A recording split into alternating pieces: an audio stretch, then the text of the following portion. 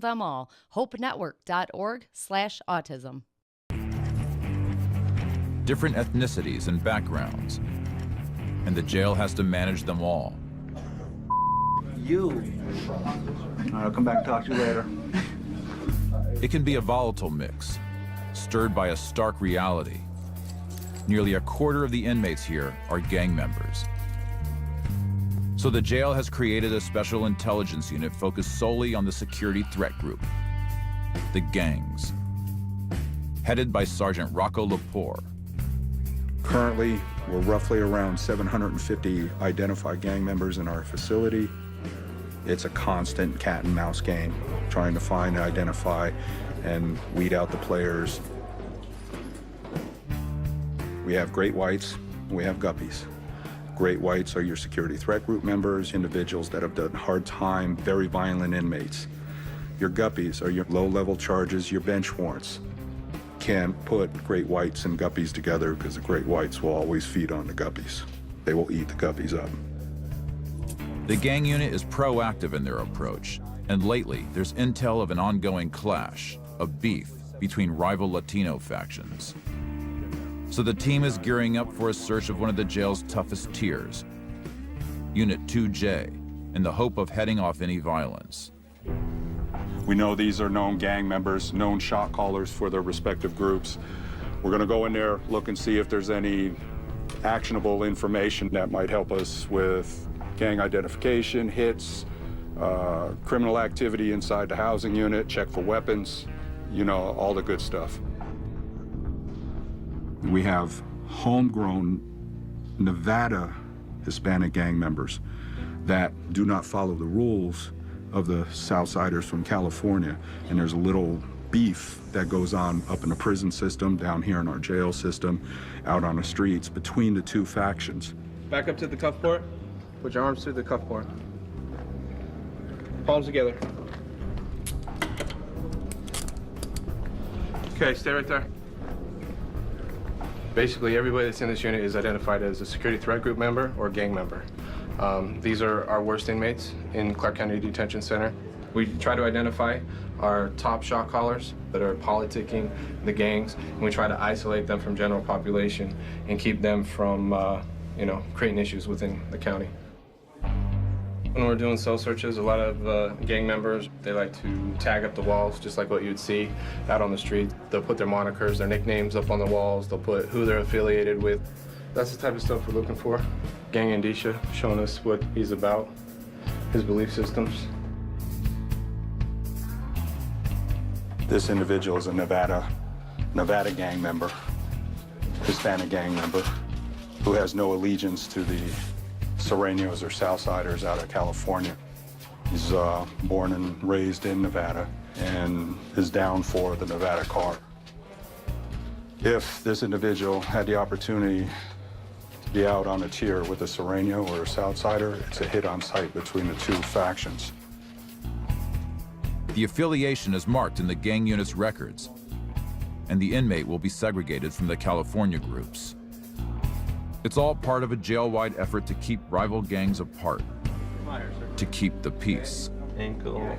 I don't want to put you in the wrong cell, wrong house unit. Okay, so if you have a problem with any kind of gang, if you associate with them, tell me, so I don't house you the wrong people. You hang out the south side, right? I'm just like a family man. Okay. For real. That's a yes. But sometimes, violence is unavoidable. And upstairs, a code call rings out.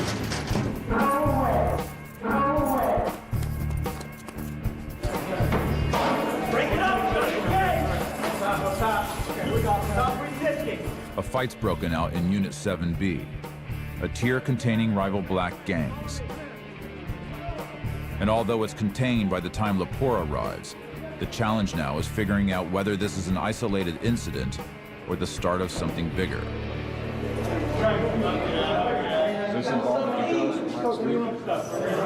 From last week? Is it just all black on black?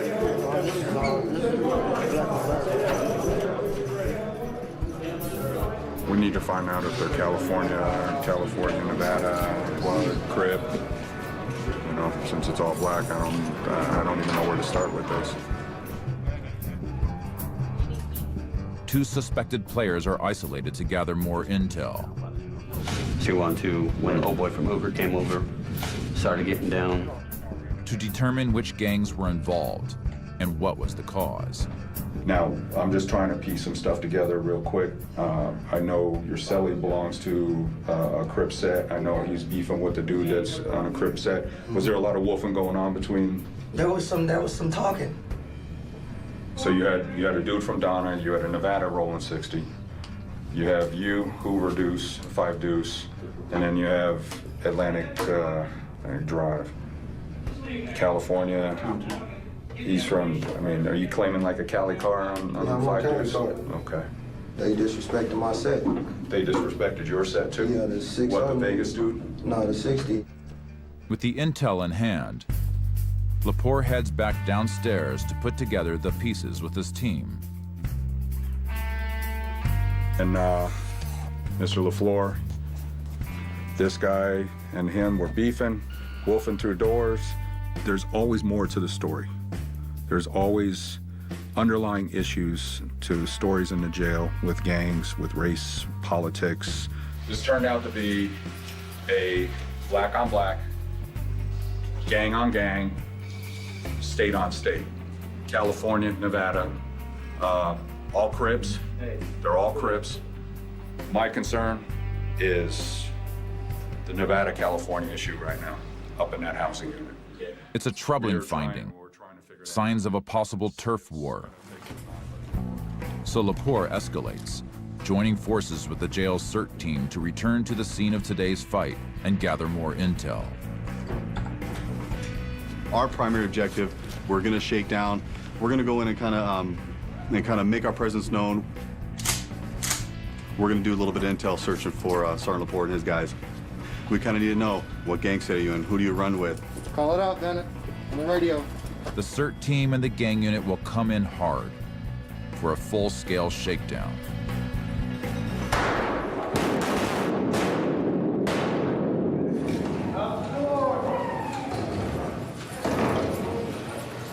Out the door! Everyone down to your boxers!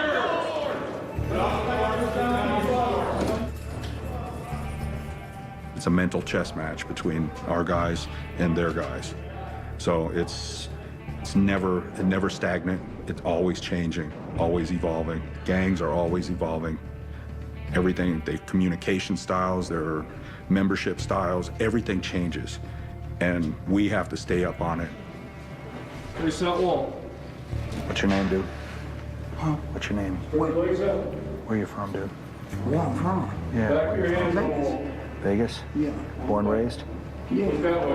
It's the individuals that are hard, that are programmed hard in California or wherever they're from, and they come here and try to establish things here in our jail, try to run their program here in our jail. That's when we get involved. Every inmate is removed from their cell, and every cell is searched. Lepore's objective: identify the senior gang members and make sure there will be no retaliation for the fight. All right, what are you in here for? Big picture, it's who are the players, the shot callers, trying to find those guys, trying to find the big homies or the OGs that are pulling the puppet strings. I don't want to hear, I don't want somebody getting disrespected, somebody's set getting disrespected, and then somebody, you older guys, start taking it personal and stuff like that. We will always run our program. We will not let gang members or other inmates try to establish their own program because we run the facility. We do what we do here. Is there going to be an issue in here between California and Nevada? Not that I know of, you know what I mean? That was like unexpected. It was the little youngsters, Right. So. In my opinion on this, it was a single episode, Crip sets disrespecting other Crip sets. In my mind, I think it's pretty much done in here. For today, at least, the rivalry seems to have been contained. But in jail, fights can happen at any time. And it won't be long before 7B is on the radar again. Team 33, Call West. 416, 33, Call West. Team 33, Call West. Another code red rings out at the Clark County Detention Center. And again, the location is Unit 7B. You got any other tattoos? NT for North Town, and then what else you got? I got my What's mom's this name one? right here. I got public enemy #1 right there. The aggressor is a Crip named Jason Davis, and the fight is all about respect. Sometimes I be a high head, I ain't gonna lie. You know what I'm saying? So I slapped him in the face with a tray. And then he rushed me, and we started scrapping it. It was for a level of respect. He's an older cat, I'm a youngster, you know what I'm saying? Some of these older cats in here just think they can just say anything to us, you know what I'm saying? Like, we supposed to just, like, follow, like, they run this politics, you know what I'm saying? Oh, just because you're older, we got to run up behind you or something. And that. Today's fight is just the latest chapter in the life of a hustler making his reputation. Jason Davis is no stranger to the world behind bars. Only 27, he's already done 4 years in prison and is getting at least 3 more. A repeat offender, driven by the gangster rules of survival. I'm not taking no disrespect. If I would take disrespect, that means everybody else gonna disrespect me. You disrespect me, I'm gonna show you the same disrespect, and we gonna scrap wherever we at. In jail, you nip in the bud, you know what I'm saying? Say something to you real disrespectful, man. You gotta get at that cat, man, because if you let him slide with it, everybody else gonna keep doing that. You know what I'm saying? You're gonna have 1 million people on the tier talk to you. That's what it is, so hell no, I ain't taking no disrespect from nobody. Just like most people ain't gonna take no disrespect from me up in here. You know what I'm saying? That's the way it is. For his actions, Davis will sit in the SEG unit awaiting a hearing before the jail's conduct board. But today's fight is another disturbing sign that gang conflicts are still rampant. So Lepore and his team are readying for a major operation to identify affiliations and rivalries among the jail population, using evidence written on the gangsters themselves. Throughout history, tattoos indicate different tribes, different groups, warring tribes.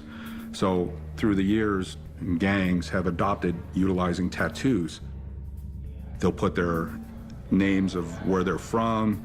They'll have specific identifiers to each gang. Tattoos are huge for us. Tattoos are a big key to us identifying certain individuals, specifically higher ranking individuals. It assists us with identifying our players, who they claim. We can get information about who they associate with. It's vital intel on a group that rarely comes clean with the officers. This is Operation Ink Spot. This is the first one that we've done. You're gonna have a camera, you're gonna have placards for the names. You're gonna take the first picture with this. That'll be the starting point for his tattoo photos. You guys know what you're looking for. If you have security threat group tattoos, identify them and let me know. The team rolls out, targeting the North Tower, the site of the recent fights. What's up, guys? My name is Officer Seeley. I'm with the Gang Special Investigations Unit. We're going through this module, taking pictures of all tattoos. Take your shirt off for me, please. He's got a cross on his left chest.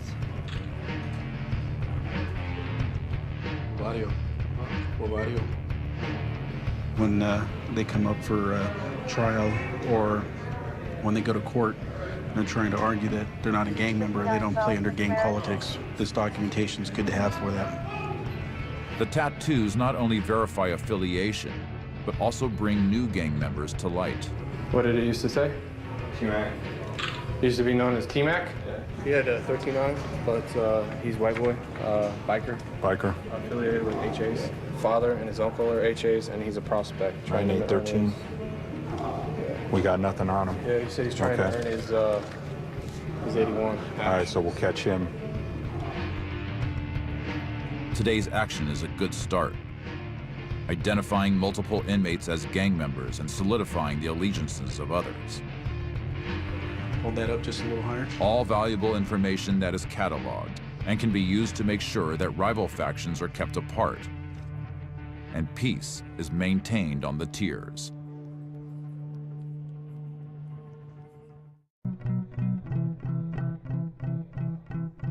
I'd rather be in prison than doing bitch-ass time like this, man. Simple as that. This county life is man. Straight up. Jason Davis is biding his time in disciplinary housing after starting a fight. But he won't be here long. He's riding out to prison soon on a 3 to 10 year sentence for burglary, robbery, and attempted coercion. All it was a dope deal going bad. A guy pulled a gun out and he got his gun took from him. Simple as that. If you ask me personally, he ain't no right calling the cops anyways. You're a dope dealer, you know what I'm saying? You know what I'm saying? It's like me calling the cops. But you know, hey, I'm guilty. It is what it is. I'm here, and I'm gonna go to prison, do my time like a man, you know, and get out. Simple as that. Hey, Snap! What up? I've been on my own since I was 13, you know. My mom had a lot of kids, you know what I'm saying? We couldn't get everything we wanted to get, so we had to go get it ourselves, you know what I'm saying? If it's steal it, take it, rob it, whatever the hell, go sell dope, whatever it was, you know what I'm saying? So, in a way, I'm still kind of like that, hustling, go get it by any means necessary. Jail is the streets. Reputations come from the streets, and they sometimes is made more in jail, you know? So, in my case, I got my reputation when I was young. Hey, man, see, me and you be going up together, homie. Growing up on the wrong side of the strip, he fell in with a local gang, the Crips, for guidance and respect. Northtown, that's where I grew up at, North Las Vegas, down the Crips. That's who I rode with. It was rough where I grew up. We had big homies that looked over us, made us to where we are right now. I'm well known up in here from Northtown. I mean, I'm a gangster, for sure. It's a good and bad thing, you know what I'm saying? It's a good thing because people know what they get when they with you, but it's a bad thing also, too, that you put you on that radar.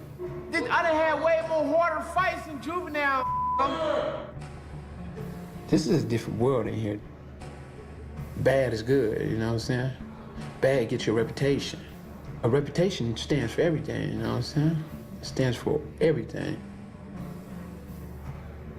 Just like the streets talk, the county talk, you know what I'm saying? The county gonna tell everybody in prison what you did.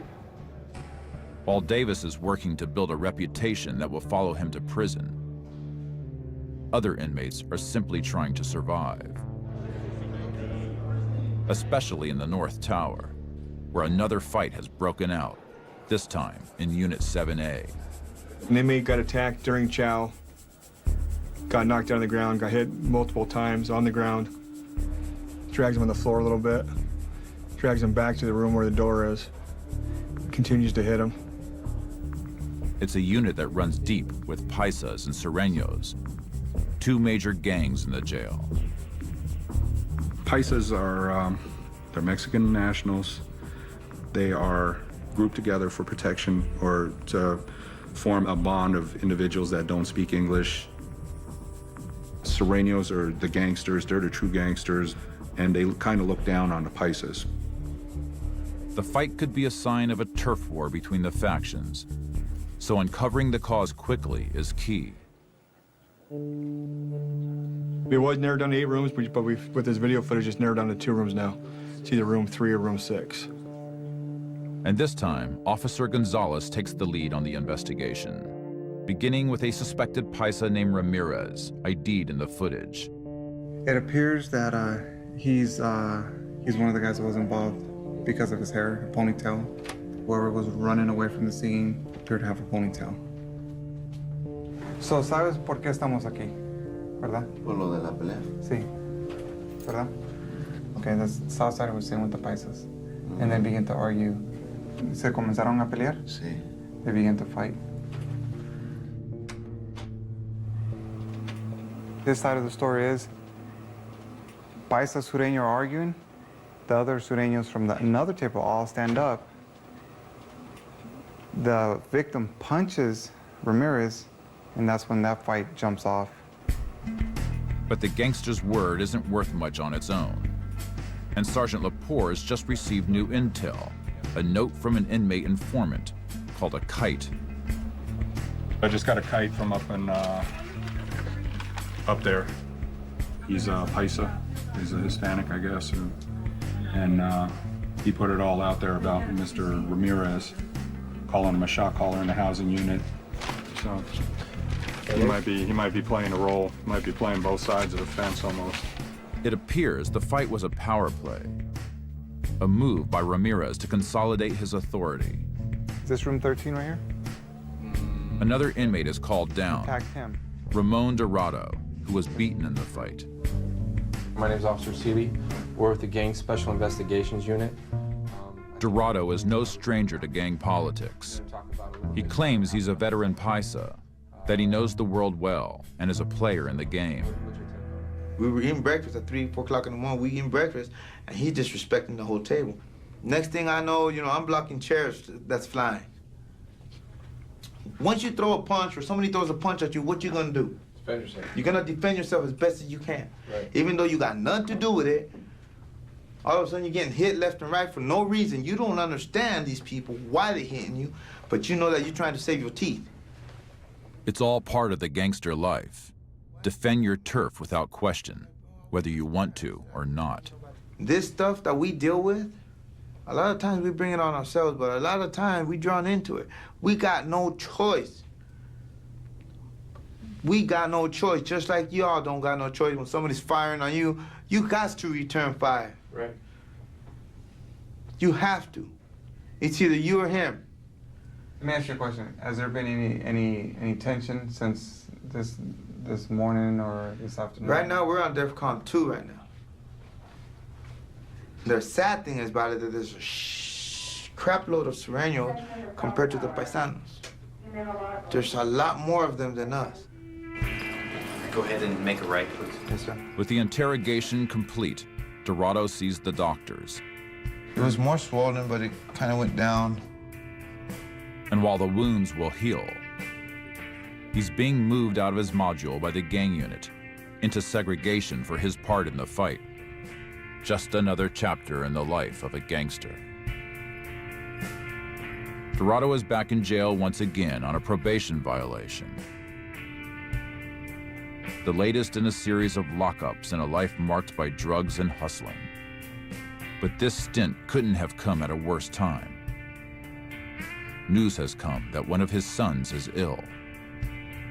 5 days after I get arrested, 5, 6, 7 days after he falls on the ground, he faints. He has some sort of tumor that's blocking his oxygen and blood flow to the brain or whatever it is. It's high risk, they're calling all over Vegas.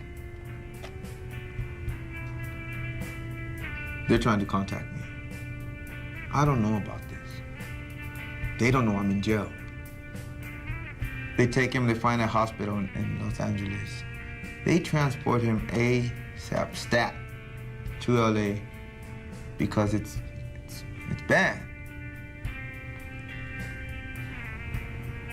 On the day that he's getting operated on, or that he was in surgery, I remember getting this feeling, this dream of my son. And I remember waking up and I was like, damn, I got a call.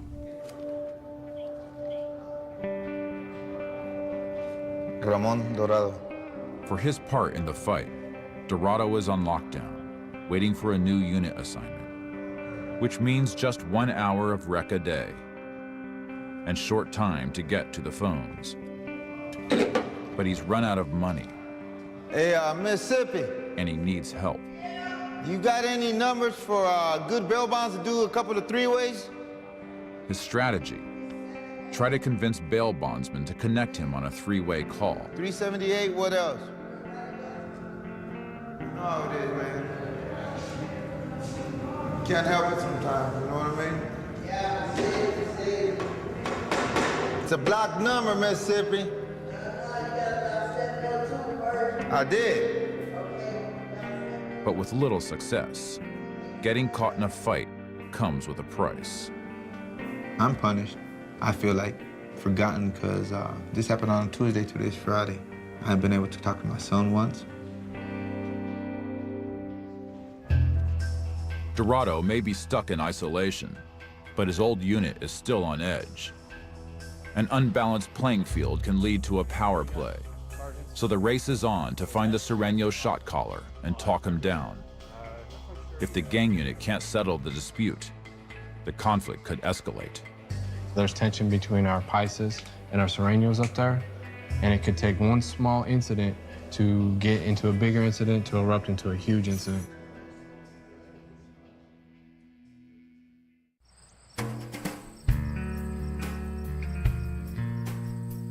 At the Clark County Detention Center, Judgment Day has come for Jason Davis.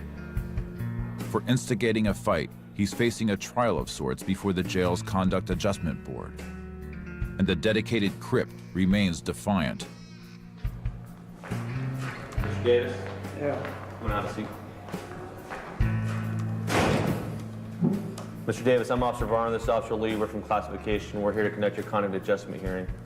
You're charged with fighting or wrestling with another person. How would you plead that charge? Guilty. All right. What do you want to say? What happened here? Some, I guess words was exchanged. He got disrespectful with each other, and the fight broke out right there. Both started throwing blows at each other. All right. Who threw the first punch? Really, I don't really know. We both. Someone throw a tray? No, Trey was never really through. We're gonna find you guilty of both charges. We're gonna sanction you 20 days here in disciplinary housing. Any questions? No. All right. Good luck to you, sir. They asked me if I had something to say. I'm not gonna talk to them. They had their mind made up from the jump. They should have just going on, slid a paper under my door and told me that, here, you get them doing 25 days. I'd rather get it like that. I ain't got to say them. Simple as that, straight up. I'm gonna go sit in the hole and then get out of the hole and then come out with people respecting you now, like, all right, you know, don't around with him, he with the business, you know what I'm saying? And then do I like being up here? Hell no. So hopefully nobody disrespect me, that's what we hope. But next disrespect me, I'll be right back up in here, simple as that. Davis's plan seems to be working. Word of the fight is already spreading, adding to his growing reputation. Hey, but you see how I smashed him out though, right? Yeah, you whooped his ass. I know. As Davis settles into the hole, Ramon Dorado is hoping to get out. It's been a week since he's gotten any news of his son's health. But he's finally getting his day in court. And with it, a chance at an OR, a release on his own recognizance until trial. But it's a long shot for a repeat offender. I'm gonna plead for an OR, a release, to go see my son. I need to go see my son. He doesn't know I'm in here. Yeah, I'm nervous. Yeah, I'm scared. My family really needs me, and they needed me back then. And I've been thinking, why am I in here? But it's my fault. It's my fault for the mistakes that I did in the past. It comes to bite you. Ramon Dorado, 11F21940. Since the district attorney intends to proceed. Yes, Your Honor, I wanted to address his custody status.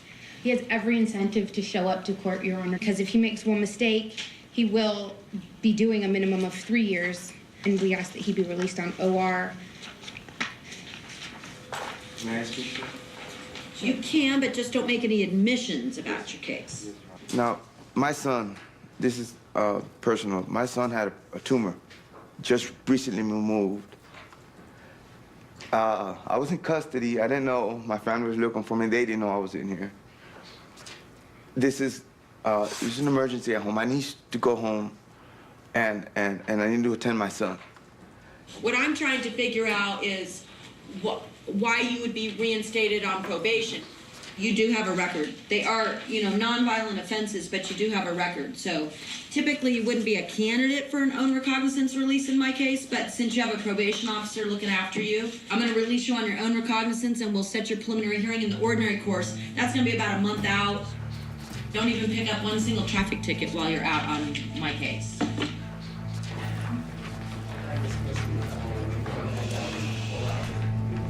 You know, my feelings right now are still, the adrenaline is going. I can't help shaking inside.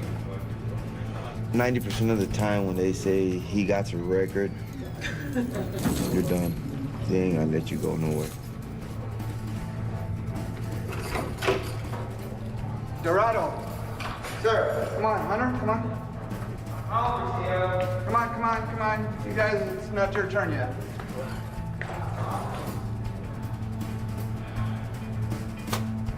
Dorado now returns to the street, to the free world, and finally, access to a cell phone to call his son. And Joe. Yeah? Oh, hi, mijo. Hi. Listen, I'm gonna be seeing you as soon as you guys get in. Sorry I couldn't get here earlier. You know, things happen. But what did the surgeon say? He say you okay, good? Yeah, for now. For now? Yeah. I love you, son. I love you so much, mijo, and I miss you. Dorado may be out, but getting home is the real challenge. His family is still in California, and probation means staying in Nevada. Leaving Las Vegas will be harder than it seems.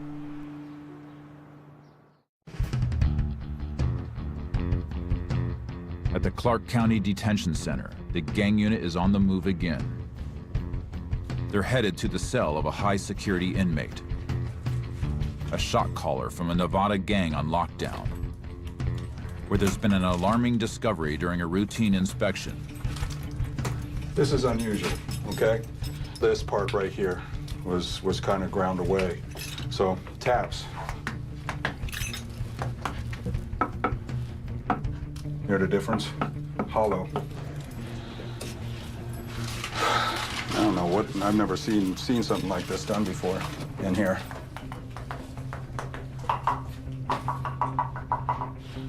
This is an ADSEG unit, and what makes this significant is this unit is specifically designed to prevent contraband from going cell to cell.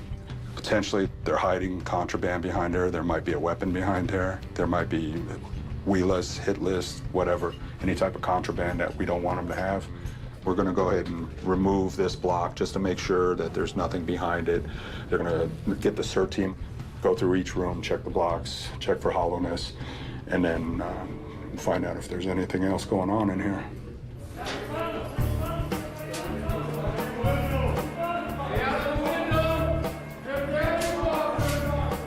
Strip down your bosses.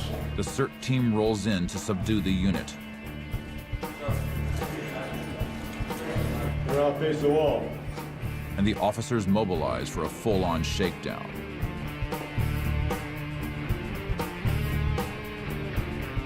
What happened yesterday has changed today. They are always hiding stuff and finding new places to hide stuff. They uncover typical contraband, like gang drawings. Santa Martes, he's the patron saint for the drug runners, or people who shouldn't be around other people. They need to be locked up. They, are representing, then they're possibly a hitman, or basically praying to be able to kill versus being killed. So definitely something to pass on to Intel. And a hidden stockpile of a hygienic product being saved as a weapon. There's 2 tablespoons. It's like there's almost a cup worth. It's a chemical that will eat the hair off your skin. But if this was thrown in somebody's face during a riot or a fight, or an officer entered in the room, he's going to be out of commission. He's not going to be able to take care of himself. Nothing is found inside the brick, but it's an ominous reminder. The price of security is constant vigilance. Upstairs in the segregation unit, officers continue their daily routine. And today, the gang unit is tying up loose ends from the fight in 7A. After thorough investigation, they've identified Luis Ramirez as the aggressor. And now he faces disciplinary action. or tell him he was charged for battery? How does he plead guilty, not guilty, or no pleas? Culpable o innocent? Culpable. Guilty. But he's sticking to his story, claiming he was caught in the crossfire. 2 other people were arguing. Okay. Para que no se hiciera el problema más grande, So the problem won't get any bigger. Okay. yo quería separar el problema. He wanted to separate the problem. Pled guilty, we're gonna find him guilty and give him 30 days disciplinary housing. He has no questions. Okay, perfect. Gracias. We're good. He's going to be maxed out in disciplinary housing, meaning he's going to stay here in disciplinary housing for the remainder of his stay. With Ramirez on lockdown for good, there's one final step to restore order in 7A. Gang Unit Officer Seeley has gotten the break he needs and is calling down a potential Sereno shot caller in hopes of bringing an end to the tension. And when I pull you guys down and you don't want to tell me what's going on, I have to dig and dig and dig and dig. But that's my job. Your job is to not tell me. My job is to find out. So, right? Okay. As long as we understand each other. These guys are not going to tell us anything. It's part of their protocol. So if they do, then they're going to be in bad standing, and that's just the way that they're raised, the way that they're educated. So you're going to pull them down, they're going to deflect, they're going to say, I don't know anything. You know, it's expected. I have information, and I've known that you're one of the key carriers up there. And I already know that there's been threats that have been made up there, all right? I'm nobody, man. That's what they always tell me, man. Look at me in my eyes. Do I look like an idiot? I'm not saying that, man. Okay. Well, don't insult me then. I understand Sereno politics, okay? I've been in this game for a long time. I've worked 15 years in gangs, all right? They're locked down because the Paisas and the Hispanics had some issues, right? All right? My thing is this. Now that you're gone, if I leave your number 2 up there, is he gonna be starting some or is he gonna be cool? Everything's cool, man. Yeah? Disrupt and divide, a classic page out of the gang unit's playbook. And with this final move, hopefully, the tension is at an end. We're just gonna move him to another module, we'll keep monitoring him, and you know, if he raises his head again, then we'll give us justification to put him in lockdown for the rest of his time. The Serenos that were causing problems in there, they were removed from the issue. I don't foresee any other issues. Back to regular programming for the housing unit until the next incident occurs.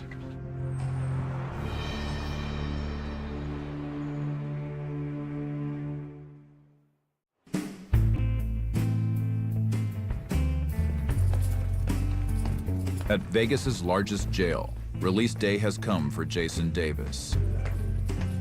But rather than heading to the streets, he's riding out to prison. It's a homecoming of sorts, a return to familiar territory. I've been through prison. I've been groomed by a lot of older cats that's wise, that's up in the joint. I'm ready to do my time and get it over with. See, when you get up to the pen, it might give you a little bit more respect. Up there in prison, they understand that some people, this is their home now. Davis will do at least 3 years behind bars. Time to continue building his reputation. A reputation that is vital in the ongoing life of a gangster. Whatever you looked at ass in prison, you know, it follows your ass to the streets. I don't think you can PC up or not catch no face and then get up out of there, sling, skate, and don't worry about nothing on the street. Everybody still know, because prison run the streets. Get that right, you know what I'm saying? Everything you do in prison will be known on the streets. And I choose to do what I do, you know what I'm saying? I choose to do this, you know what I'm saying? It ain't like somebody pushing me to do it. I'm out there hustling. They've let me out here today, but I'm going right back to hustle, you know what I'm saying? Any day I choose to stop, like God said, he only pity fools and babies, you know what I'm saying? We all got minds on our head. We know what the hell we doing. I know right and I know wrong. I know I can get out there and, you know, get a job and all this other stuff and be cool and then stay low, stay with my girl, my kids, and just be cool. I choose to be in this dumb You know what I'm saying? So until that day I choose not to be in it, I'm gonna be in it, you know what I'm saying? The Vegas jail loses an inmate. But as always, it gains another. Upstairs, a regular visitor is settling back in, again. Ramon Dorado has come home. I get out there, everything's going good. I report the parole and probation officer. They give me all these rules and regulations. I said, I need permission to go out of state. I need to see my son. This is what you got to do, ask for permission, and in 30 days you'll find out. During those days, I feel my family's not telling me something. Every time I'm asking about Gabriel, it's like they're sidestepping me. I ain't dumb, I'm doing what I gotta do. I start my work and all this stuff. I got my high hopes up. But before the paperwork cleared, news came from California. His son is dead. I remember stopping at the first liquor. It was right around the corner. And I sat there for, I don't know, for an amount of time.